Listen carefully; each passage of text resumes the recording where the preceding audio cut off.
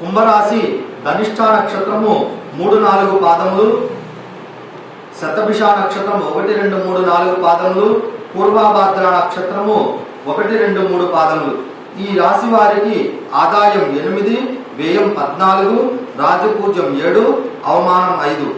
ఈ రాశి స్త్రీ పురుషులకు మే నెల 14 లగాయతు అన్ని విధములుగా యోగదాయకముగా విండును. చేయు వృత్తి వ్యాపారముల యందు నూతన వ్యక్తులతో స్నేహలాభములు, బంధువర్గంలో అత్యధికంగా కుటుంబ సభ్యులతో కలిసిమెలిసి ప్రయాణములు చేయుట, తీర్థయాత్రలు, దైవ కార్యక్రమంలో పాల్గొనుట, కోర్టు వ్యవహారములు పరిష్కారములకు వచ్చుట, గృహమునందు వివాహాది శుభకార్యములు జరుగుట, ధన వ్యయం జరుగును. స్థిరాస్తిని వృద్ధి చేయుదురు, ప్రయత్నములు చేయుదురు, తలపెట్టినటువంటి కార్యక్రమాలలో విజయం సాధించదు.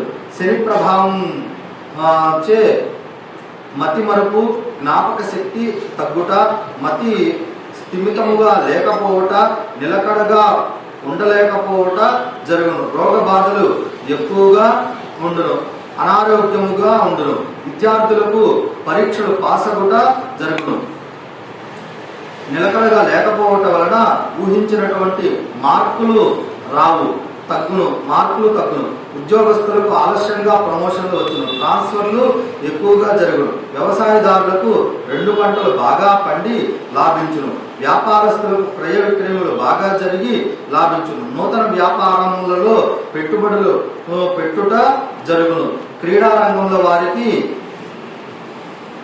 విజయం సాధించి, టీవీ, సినీ, నాటక రంగంలో వారికి ధనాదాయం బాగుండును.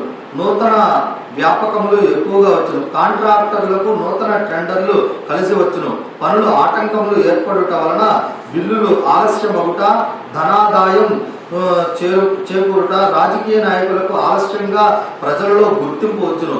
ఈ రాశి వారికి మే నెల 14 తర్వాత అనుకూలంగా ఉన్నది. అలాగే ఆరోగ్య విషయంలో కాస్త జాగ్రత్త వహించడం మంచిది. శనికి సంబంధించినటువంటి నియమ నిబంధనలను పాటించడం మంచిది.